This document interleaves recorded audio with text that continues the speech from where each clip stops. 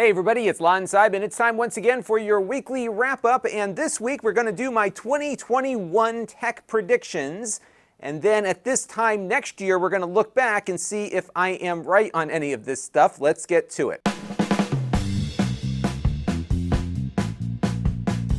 Now, my predictions today are going to span across 5 different areas of technology that touch our lives in some way, shape, or form. Some are fun, some are functional, and others are more serious. And of course, we'll begin with the most serious one, which is biotechnology.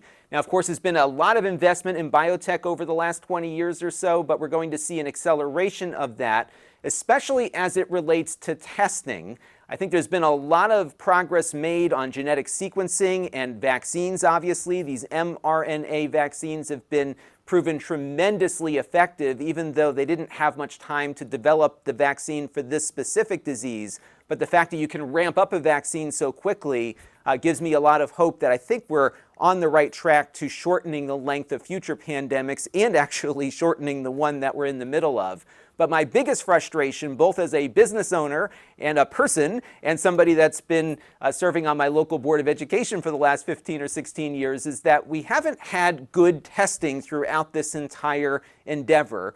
Some of it is related to all the political nonsense going on, but there's also just a degree of technological limitations that we've kind of hit in doing the kind of testing that we're doing at scale. The best test you can get is one of these PCR tests where they take a nasal swab and then sequence that sample to see if you have the virus in your system. It just takes time to process these tests, and we just can't get them done quickly enough. So I think we're going to see a lot of investment in that. And we're also going to be looking at, I think, some tremendous advancements in figuring out what your risk level and prior exposure to the virus is. And I've got some selfish reasons for making this prediction because, as many of you know, I came back super sick from CES 2020. I had a fever of 103 plus for almost a week. I felt terrible. I had a lot of the COVID-19-like symptoms, but of course this was before we thought the disease had spread out of China. And there was a great article and a radio story on American Public Radio where they interviewed a bunch of us. I was interviewed for the story, but because I didn't have a positive antibody test, they really couldn't put me into it because we just didn't know if I actually had it.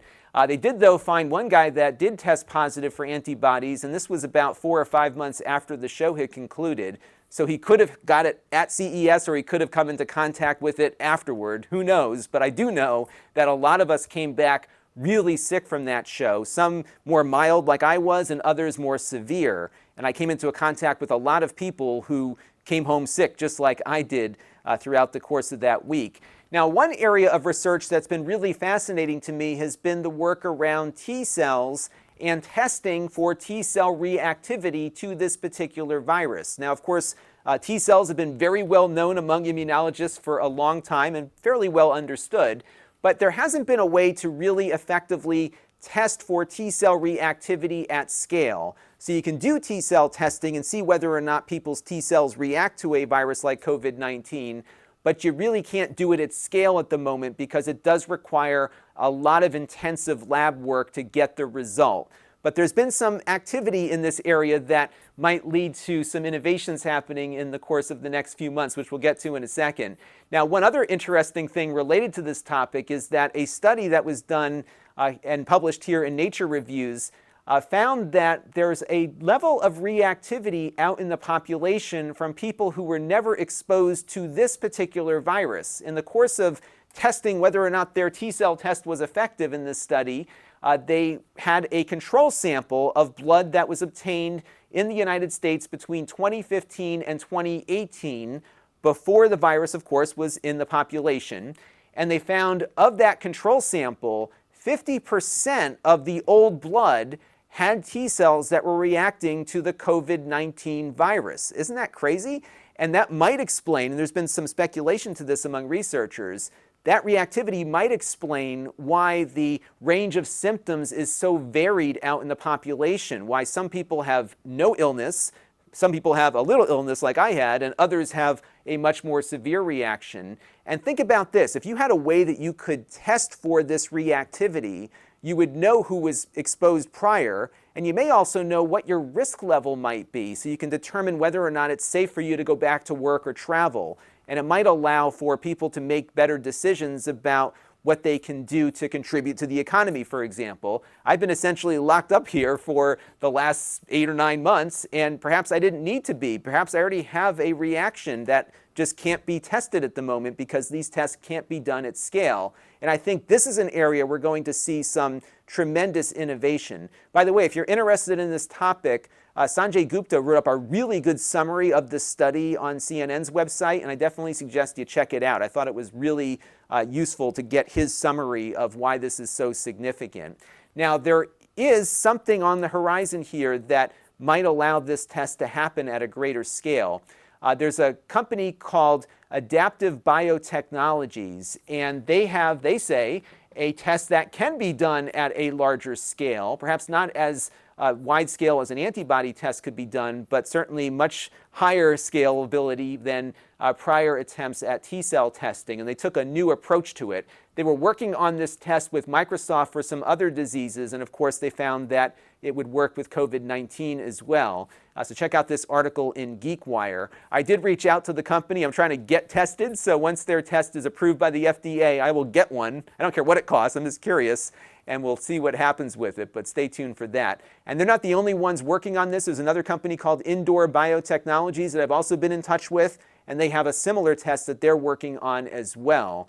And I think this look at T-cell reactivity, in addition to active infection testing with the PCRs and the prior infection testing with the antibodies, is going to really, I think, help give policymakers the information they need to make good recommendations. Because right now, and I'll be honest, we're reacting to things after the fact and assuming that everybody has the same level of risk. And I think if you can narrow down where those areas of risk are, find the people that were already infected to a much more accurate degree than you can now with antibody testing, I think future pandemics may not be as crippling economically.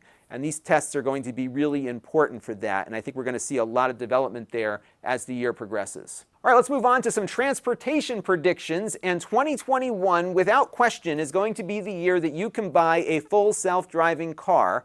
You can buy the car right now, actually, from Tesla, but of course you have to get the software downloaded to enable that feature first. And that software right now is in beta, and I've been following this guy, Dirty Tesla, as he's been experimenting with this beta test as it's been progressing. He's now on, I think, beta 7 or 8. You can check out his channel linked here on screen. And the reason why his channel is called Dirty Tesla is because he lives kind of in a rural area down a dirt driveway. So he's been testing it on rural roads, but he's not far from a more congested suburb with some really crazy traffic configurations.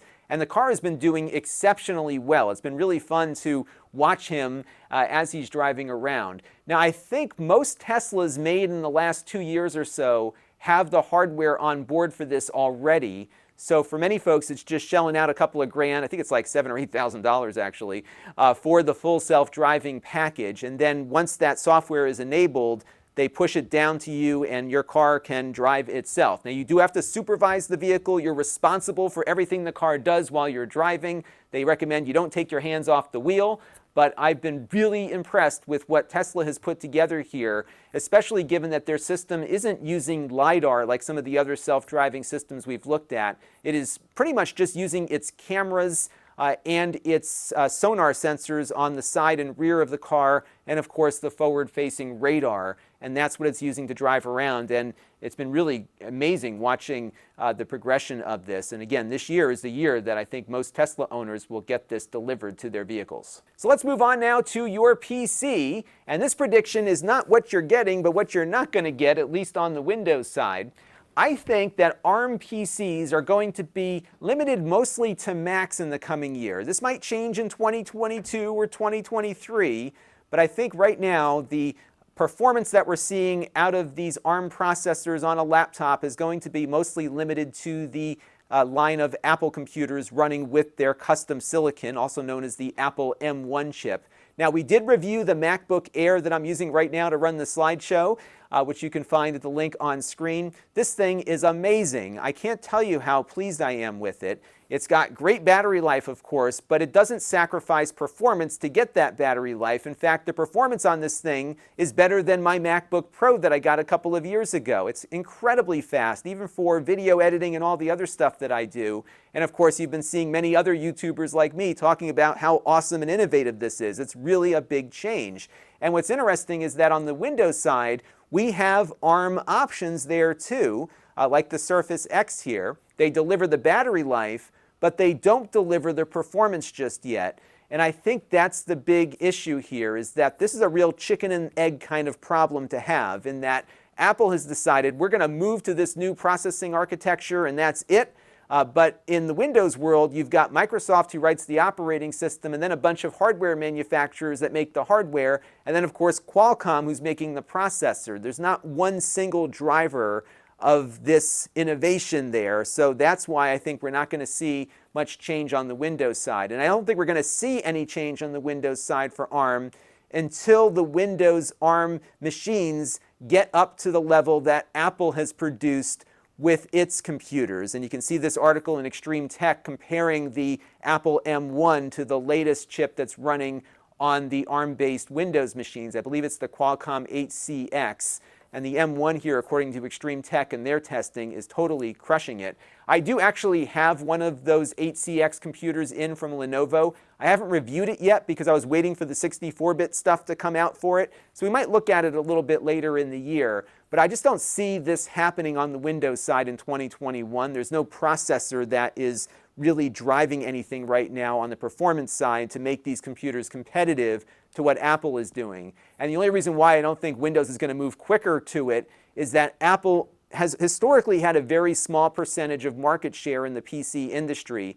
I don't see that changing all that much. I see this probably getting some customers back that they may have been losing over the last couple of years as Windows computers got better. But I don't think they're going to move the whole industry over to ARM in the next year, just given how little share of the market that Apple currently has. That can change, but right now I think it's going to be business as usual on the PC side, and we're going to see some super fast Macs on the horizon as the year progresses. But if you've been struggling with your poor internet connection, I do believe 2021 will be the year that satellite broadband becomes a viable option for people out in more rural areas that are not getting fiber optic or cable service. And of course, this is going to be brought to you by your two favorite billionaires, Elon Musk and Jeff Bezos.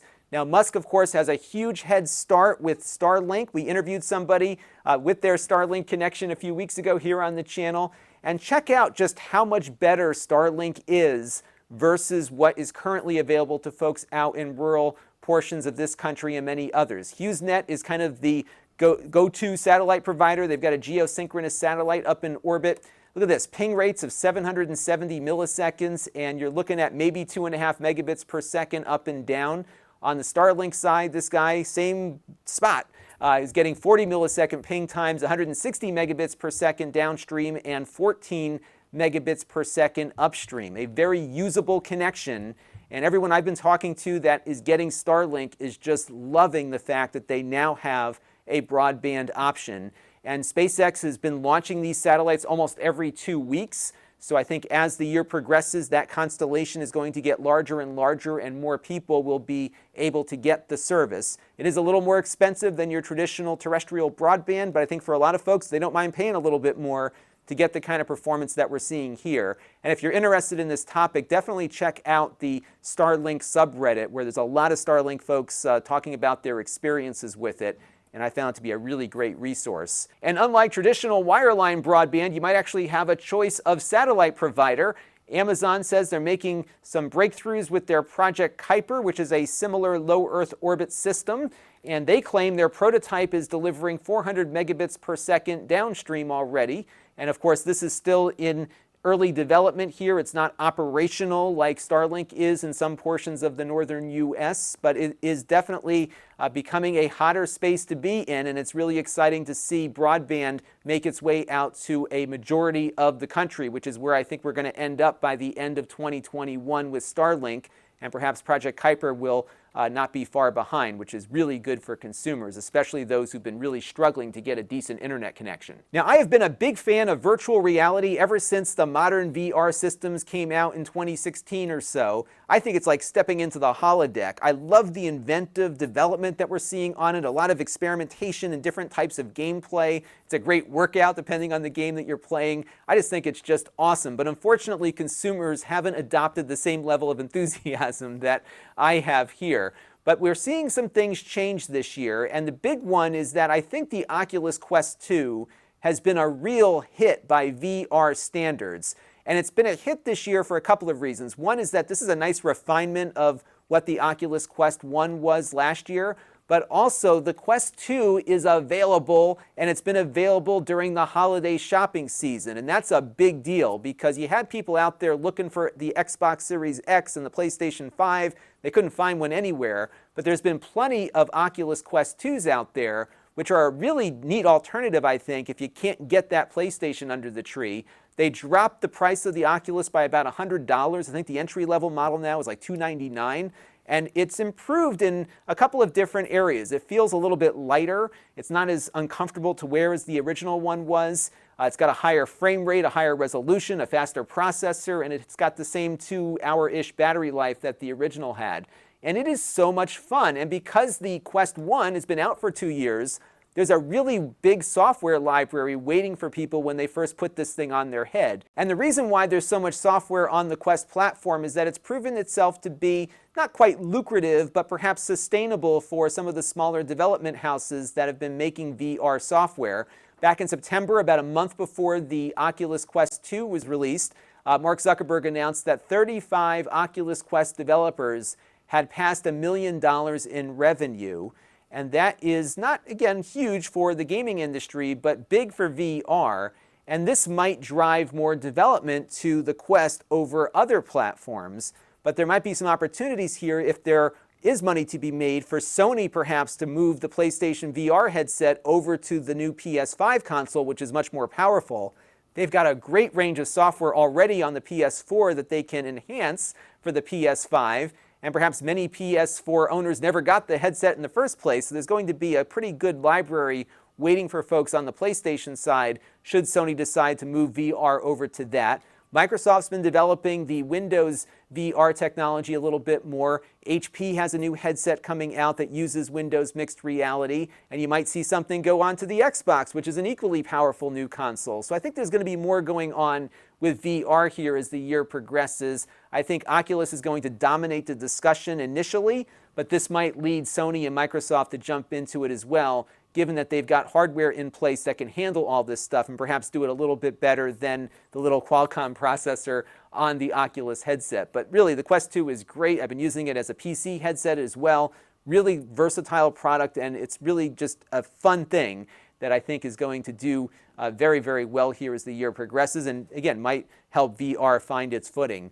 Now, on the AR side, I think we might see something from Apple here. They've been doing a lot of AR stuff with their phones and iPads, and I think it's only a matter of time before Apple maybe releases some kind of AR glasses or something that would allow you to augment your experiences outside, because I think it's cool to bring your iPad out to look at your garden, but it'd probably be easier to have some glasses on your head versus having to hold a phone up, for example. And they've been getting really good at this AR thing, so I think that's something to keep an eye on, and maybe we'll see something from Apple in the months to come here that will, of course, lead others in the industry to explore AR as well. So that is it for my 2021 predictions. Let me know what your predictions are down in the comment stream. Let me know if you thought that anything that I predicted was totally ridiculous. Whatever you got on your mind, let me know. I want to hear about it. And again, we'll revisit this topic in 2021 in December and see if any of this stuff came true. So stay tuned for that. Now, this week's wrap-up is being brought to you by all of you, and I want to thank a bunch of super chatters who contributed during the live streams we did last week. They include Mark Dell, Logi KGR, Eric's Variety Channel, Thomas Anfang, Chanflay98, Toys Are for Boys, and Slappy McPhee. We also got a couple of new supporters this week. They included Robert Salida, who contributed via Patreon, Thomas Page joined our YouTube membership page, and HB contributed via the donor box page. I want to thank everyone for their contributions this week and everyone who's been contributing on an ongoing basis. And I want to thank all of you who watch on a regular basis too, because all of those things equal channel growth. And down below in the video description, we have a playlist to everything we shot over the past week. Now, if you want to support the channel, you can. You can go to Lon.TV/support and make a monthly or a one-time contribution. We're on Floatplane, we're on Patreon, we've got our donor box page, and of course, we support the YouTube membership program. You can find my other channels here on screen, including an audio version of this show that has been revitalized for my podcast, which is available on all major podcatchers. And I would love for you to visit my Amazon page at Lon.TV/Amazon shop and follow me there, because I do a lot of live stuff on Amazon as well. You can engage with us here on our email list and our Facebook group. And then, of course, we've got the store where I sell previously reviewed items at a price lower than new. These are the items that I bought to review here on the channel. So if you're looking for something, check out the store. And we have an email alert that goes out whenever we add something to the mix. So be sure to check that out so you don't miss anything that gets added to the store. That's going to do it for this one. Thanks for watching. Let me know what you thought down in the comments below. Have a great and safe new year, and hopefully 2021 will be much better than what we just experienced in 2020. That's going to do it for now. Until next time, this is Lon Seidman. Thanks for watching. This channel is brought to you by the Lon.TV supporters, including gold level supporters Brian Parker, Jim Peter, Tom Albrecht, Frank Lewandowski, Mark Bollinger, and Chris Allegretta. If you want to help the channel, you can by contributing as little as $1 a month.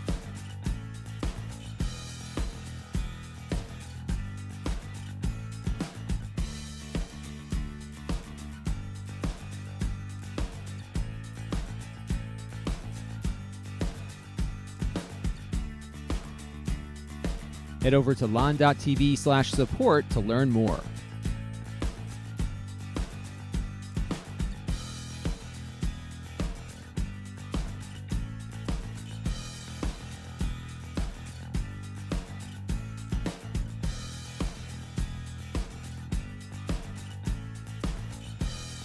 And don't forget to subscribe. Visit Lon.TV/s.